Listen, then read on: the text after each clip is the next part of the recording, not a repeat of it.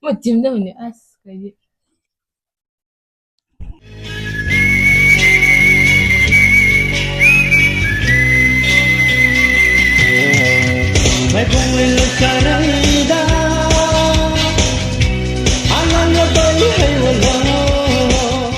Sunday ga punna koi chanupi koi mukbang challenge tawrningai ko babana yen se baba sauri man mami ta chong le yen ne koi ne yok pa yen ba sauri ra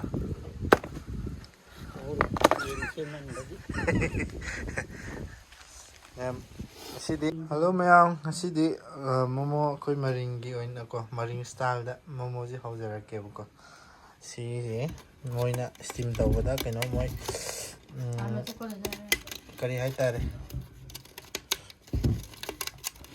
ma kai ba moi mathakta hapado kon pa ki tapta sigumba plate hapidana hohaldaga ado koi na wana sarga tawne ba ngan sap sini sidang ngan steam tawdine ba ko ado tono momo sem keno pakhan na bai tare ne asin ahan bani ko si koi baban sem mani homemade ni si da yeng ji try taw ji taw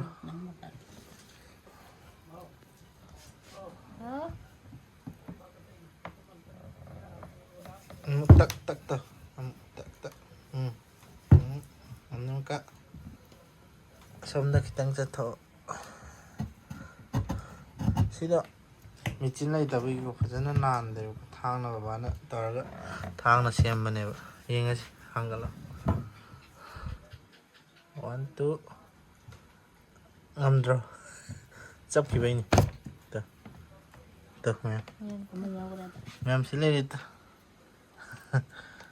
comment ni ko pamadi pamadi order tawbiro ma'am ko koi ba dum contact number ai description da hacharange pamadi contact number contact dum tawsanbiram thadar aduga mo thadar paklong thadar no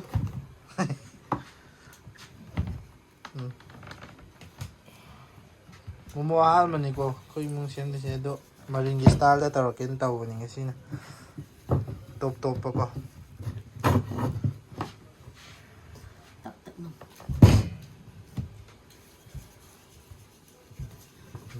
thangalo inga je mo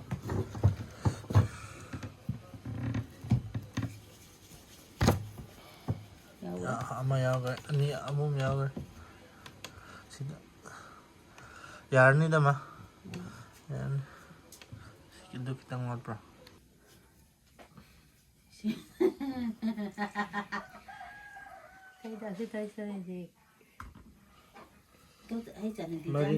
maring style da tarokado ni koi maring steam oina kanting yang ini saya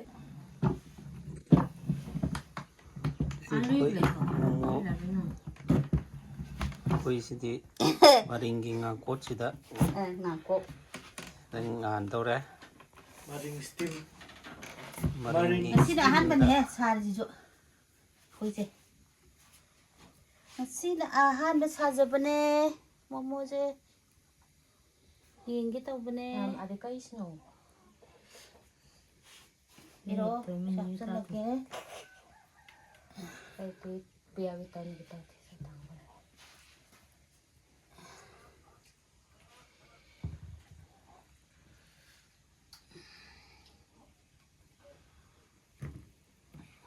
sigida sagido yamna happa yawa ya da yin ko sigi mathak sida mu sem haptoni ba ma'am steam how tawba how dare ma'am sida hap katay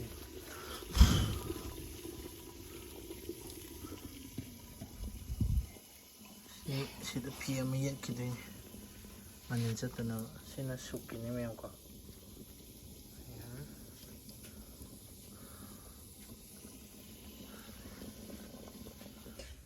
myaman kawa ulit. Udah mo tandara mo yung minersi ko. Maringgi mo hawe. Udah mula mo yung minersi. Sinasuk ni. Tandara ko. Sila ire. Sina sosimge. Sini ma'am. Orang angang yung sabada mo charagi ma'am. Bye bye. Ma'am, maring mo. Sila ire. Pazari ma'am. Sinagre ahanba yun nila ko kitang knowledge to later ko. So rin yung halaga. 그러면 ngasi디 모모 자연 소절하게 다다 헤로헤로나 자비로 하이버드니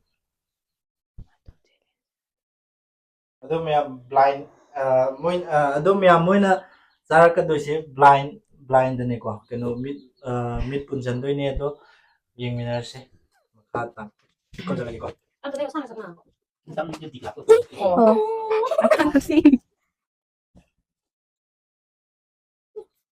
릴레이 Muli ko. Unong diyan mas. Naku,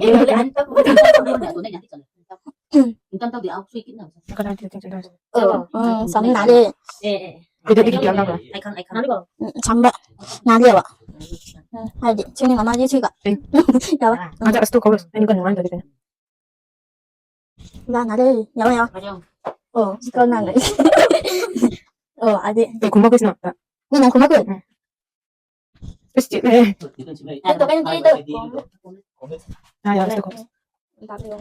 Nah, gue jadi kayak mau nak lupa tuh dia. Apa ya? Pipi mulu ini. 뭐 그래 1, 2, 3, start. Kurang.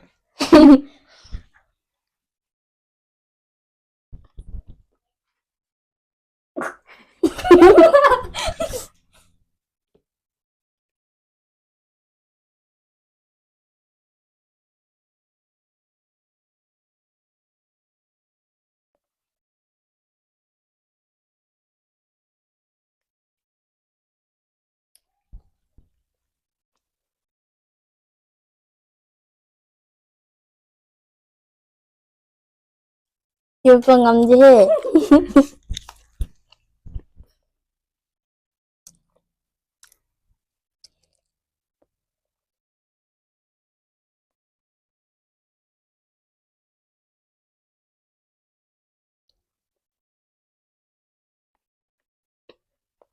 Wangang. Ya.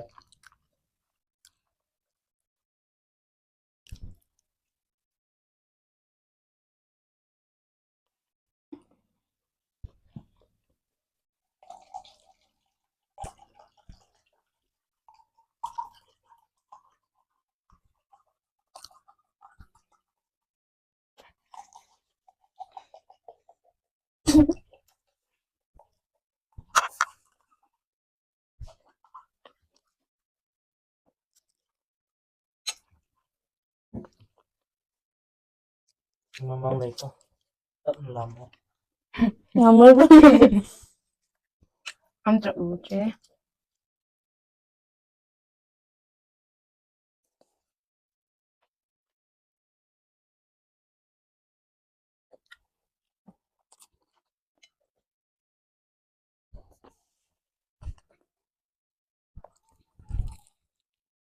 Sos. Sige. Mamanda. Ama lamo. Ya, pipi. Sige. Sos natin sok hai ba? Sige. Sok. Tete. Aduh. Left na. Left. Ini ko na Jui. Kadi pahin sih kita tadi. Sos aja.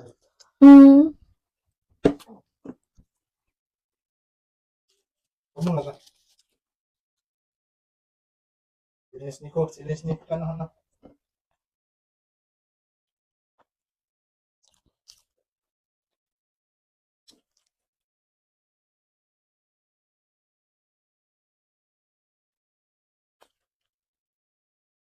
Blind he.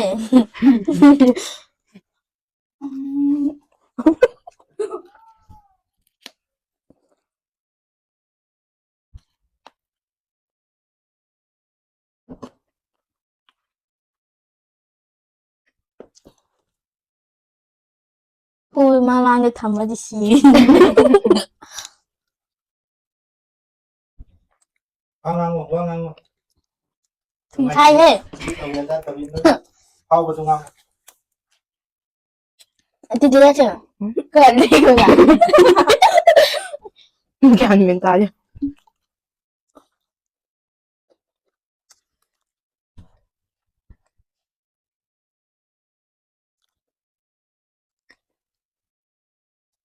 Kan mali si di. Kan. Lili no. Kala ba?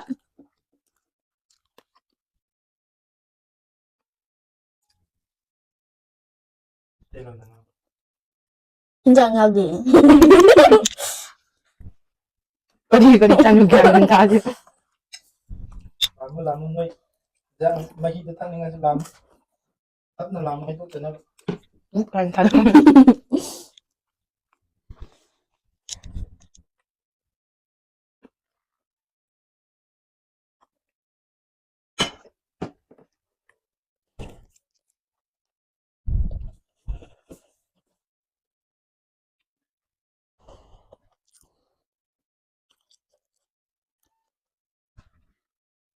Ising ka na leye.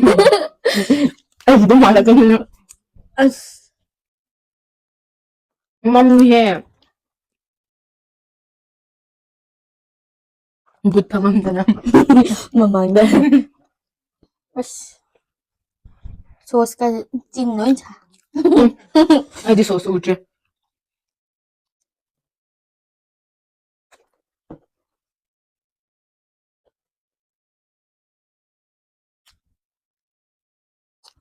Salut, may ako.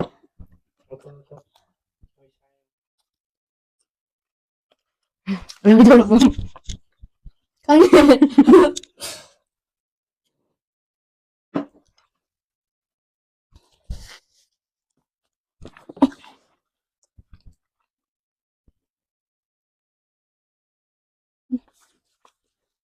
Last time mo doon na to nag-isa.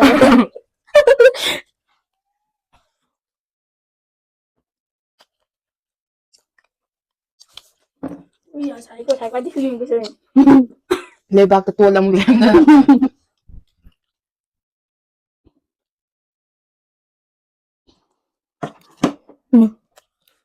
Kukunin. Ibu kaya ito nga lagi. Kasi hindi yan doon, mali. Tuloy natin ito.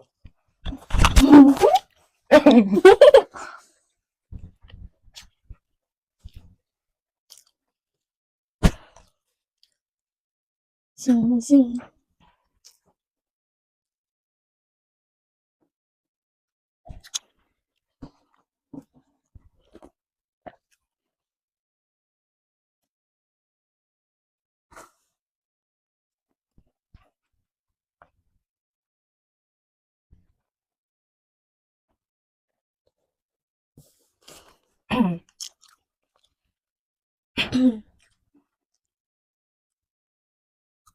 Mali eh. Iba ng... Oh.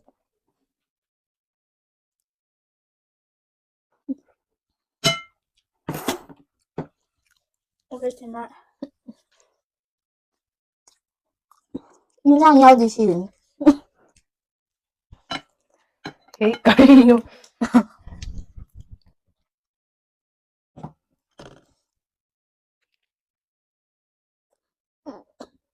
Oh.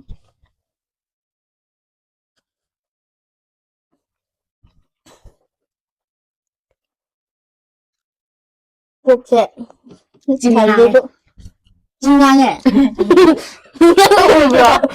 Uy.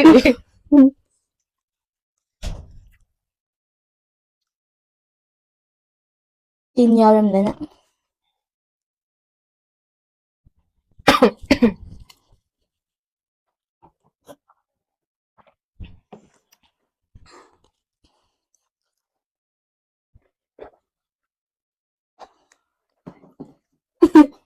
Musim balik.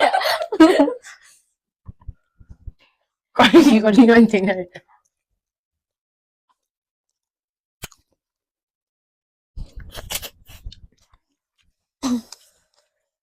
Mau sabi ko.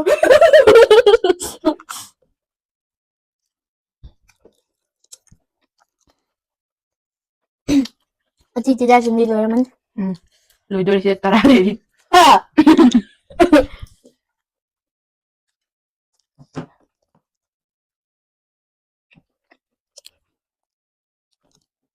Sendiri dada.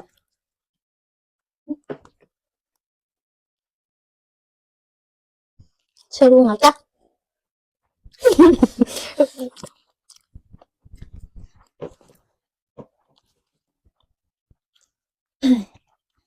Silenci tawri. Seru pala yun.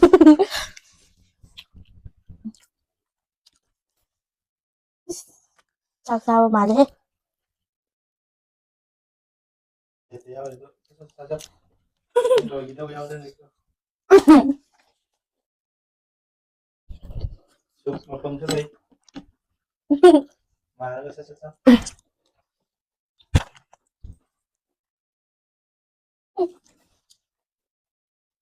소스지. 중났대. 너 가야지. 시자 앞에도. 소스 이제 전문이 아니. 자, 가게.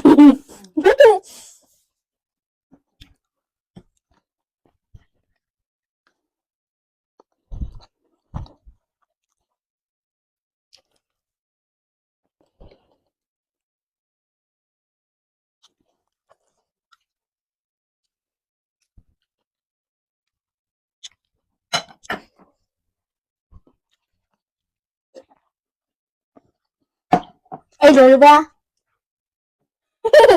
Udah. Boleh sadap. Yada yaw na ba? Ising tanya. Rồi ya. Magtalim! Hindi ko dila. Ay tibong nawe ay lagi mira. Mira Ay, siguro ba?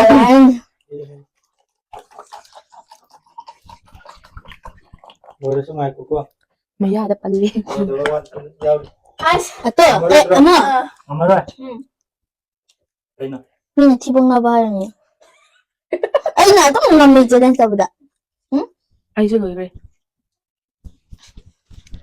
Ang katayin. Kutya, ang damay na tawla di pasan niya.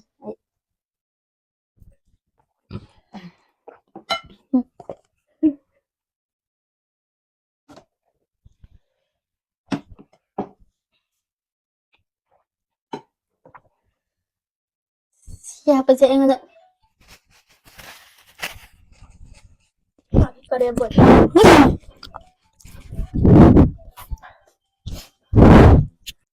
May kanangam naman eh. Enak. Ay na.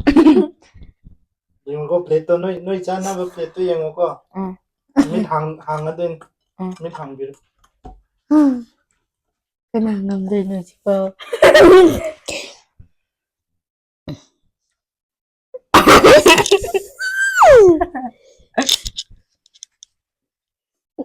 Wow, ay dagami. Ay, sige. Nagsusuglim eh. Try.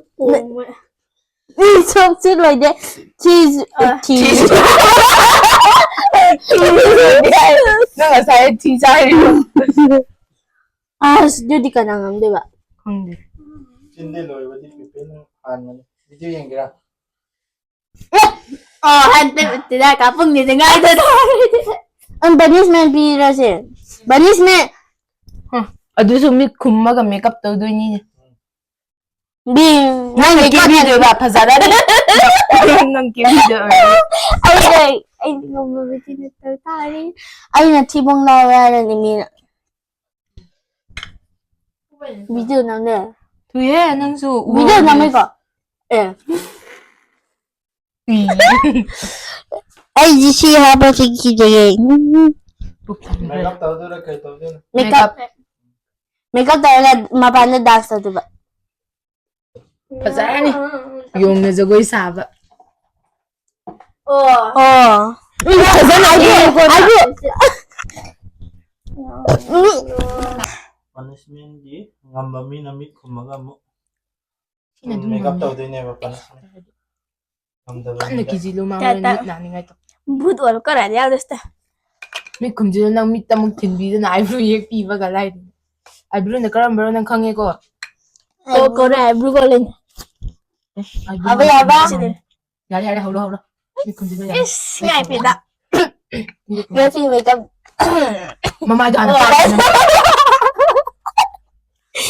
yawa yawa Oh ya. Hौlo hौlo ah. Simi simi. Michu Nang adam fadal le. mun chiếm đã là May mo lọc tít cái. Padahal si good man Ingolong sa man ko diba? Oh. Nangyari ka to Si Padahal May kang din Nabi Nay hut ara mani tatulak pi. Nay ani mai ani mitama. Yan si Tibang ke. Pulsa na mo kayo Ani ta.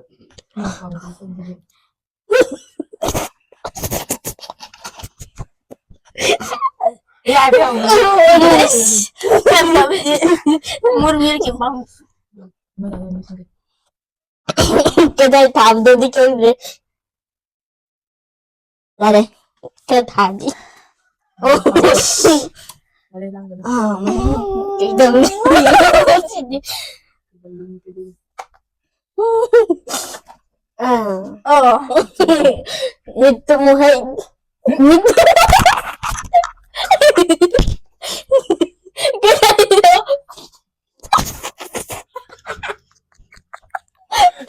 Kedai tu Just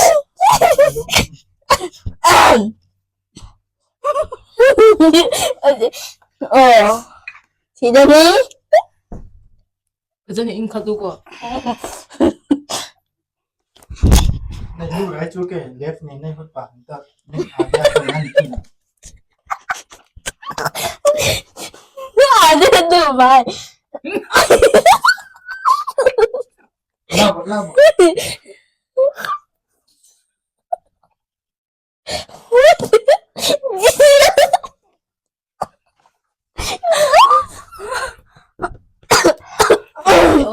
Nay hut ara to ma mit asi itara phala ke.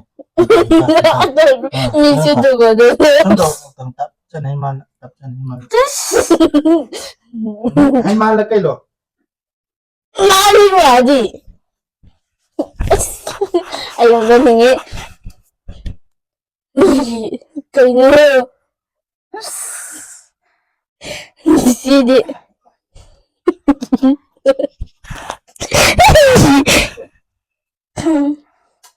Nay makeup pangalan tao lo kai lo.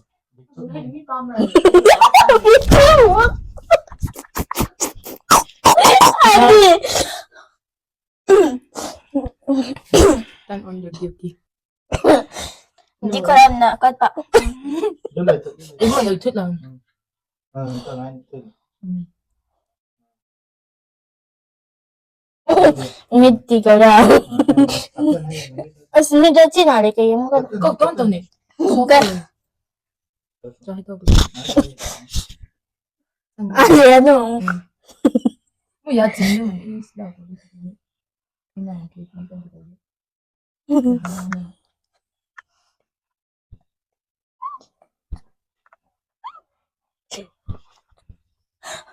Alam na siyang pinili Jason, bago tinula Dito nga Lipstick si dari tu. Asas Ako isa Nasangyaw ka na Muna pa ano Hindi ko Ayo lah. Diyan na Macam dah ni as kayak.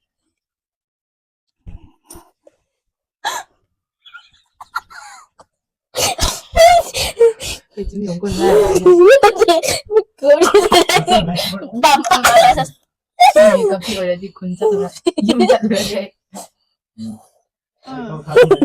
지니 프라이드 햄페이지 Terus darah. Gula. Ay, masa.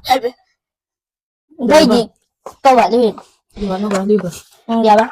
Terus kayak makeup ini. Wih, baca nanti ada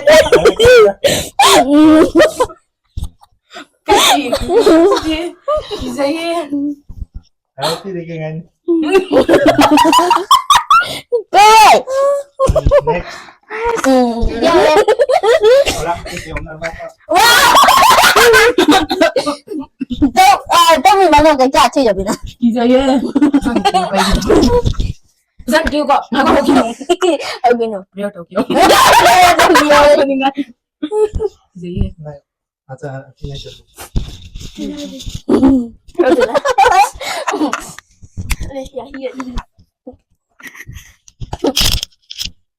Nanti ada banyak. 그잖아 엄마 itu 그잖아 마ለ 마ለ 그 영어 깨비 거 아이디 카드 가서 하는 Mana ada mouse dia. hầu đó apa cái nhà hầu đó xem không cần chưa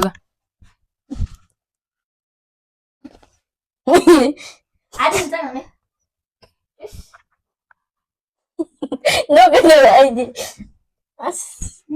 Nang kena deh.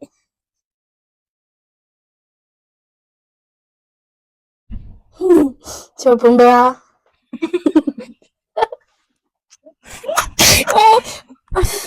슬픈 거라 Paman ba na ay nang ganda nih. Nang ganda nih. Di.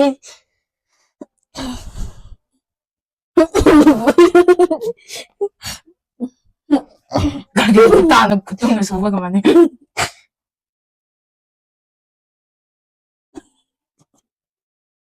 Chả ra cho tôi cái chả cứng ấy đó.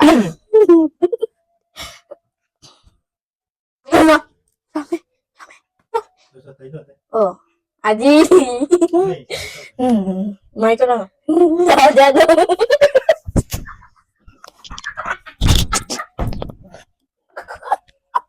Ano to?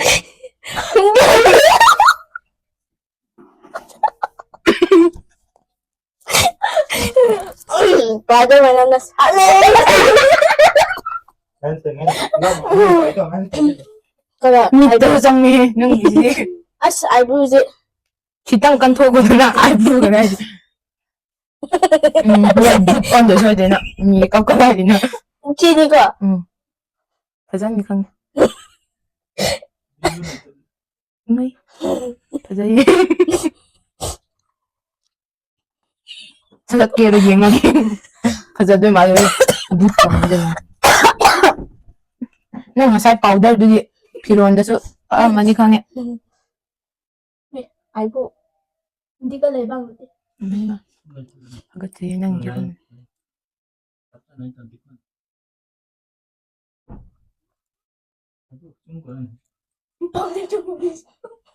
네, 그 powder ba di?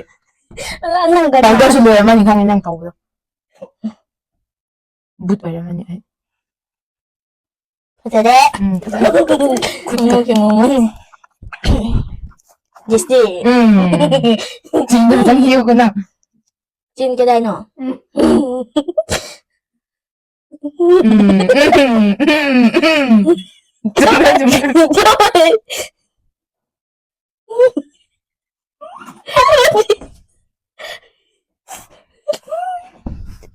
dạ istri yang mau ka Mi sang mi bang sa iyo. Wala mi. Okay. Yeah.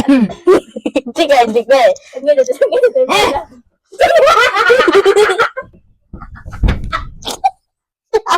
Berapa? Berapa? Iya, ada dulu deh. Saya menikah ya. Mi tahu kan? Saya jangan nak. Kayak gitu. Ano na magyayang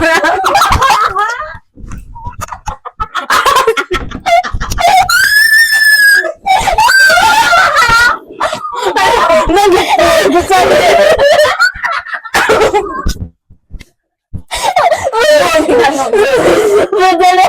Hindi ko Nagtira.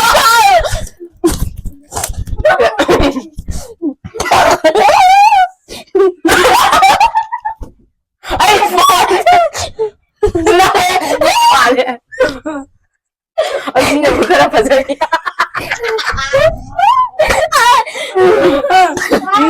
계속 개비라면 이거 아니나 산티 많이 해. 부었어 이거 나 또보다. Wow! 개지만 다시 넣으면 돼. Amo tabi. Dali. 부어 그냥 또 그냥 부었어.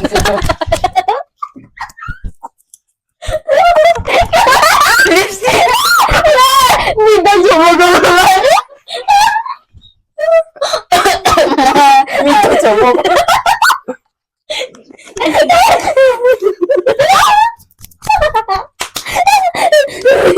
계속 개비라. Yeah. Ako kanina kaibigan. Yaga. Yaga.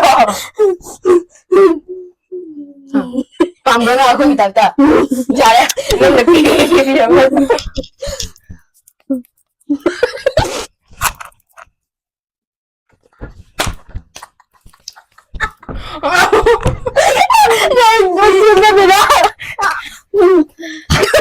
Ano si Baba di ko siya. Ay, nangyari. Kapag yun niya. Isa to ko. Pipisa. Okay. Pipisa kita. 아니 나는 느끼게 되네. Sino? Photo copies no. Photo copy na lila mo ngay hangit yun.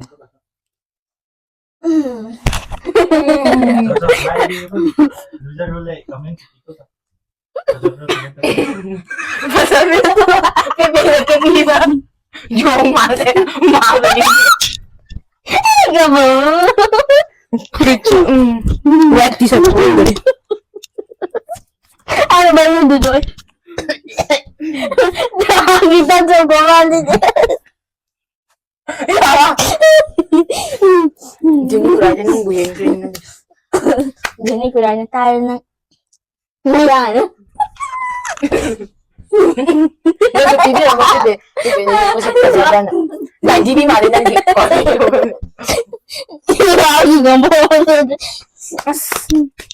White. Mayam, ay nga nagkiling nga di. Lapio. Pasabi. Kita mo buhat niya. Laki kasi.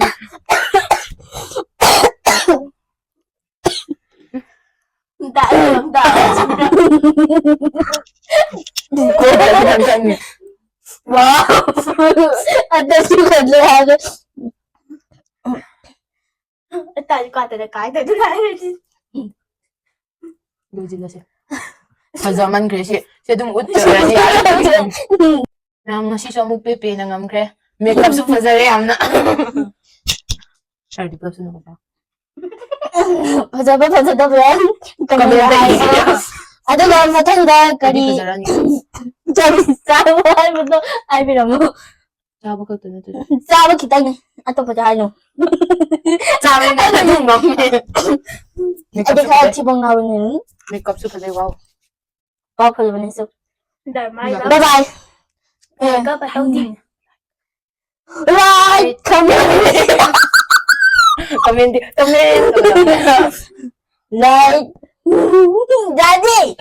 Daddy de.